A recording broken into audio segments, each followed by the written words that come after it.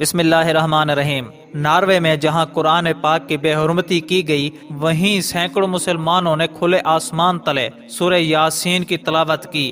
یہ تلاوت پورے 1 گھنٹے تک کی گئی اور قرآن کریم سے اپنی عقیدت کا اظہار کیا گیا، جس میں اکثر پاکستانی تھے۔ اسلو کے علاقے کرورد میں مسلمان جمع ہوئے، جہاں درجہ حرارت -8 درجے سینٹی گریڈ تھا، جس کے نظامت کے فرائض جامع باب العلوم آستانہ عالیہ آل رسول اسلو کے محتمم مولانا سید فرحت علی بخاری نے سر انجام دیے۔ اس تقریب میں کرورد گرجا گھر کے خاتون پادریا نے خصوصی طور پر شریک ہو کر مسلمانوں سے اظہار یکجہتی کیا۔ اجتماع میں بڑی تعداد میں خواتین اور بچے بھی شریک ہوئے۔ اس واقعے کے بعد ناروے سمیت پورے یورپ میں لوگوں کے قرآن کریم کے پڑھنے میں اضافہ ہوا ہے۔ یورپ میں بھی مسلمان قرآن مجید سے اظہار محبت کے لیے پہلے سے زیادہ مطالعہ کرنا شروع کر دیا ہے۔ مسلمانوں کے ساتھ ساتھ غیر مسلم بھی اس کا مطالعہ کر رہے ہیں کہ آخر اس کتاب میں ایسا کیا ہے کہ پوری مسلم امہ اس کتاب کا تقدس پامال ہونے نہیں دیتی۔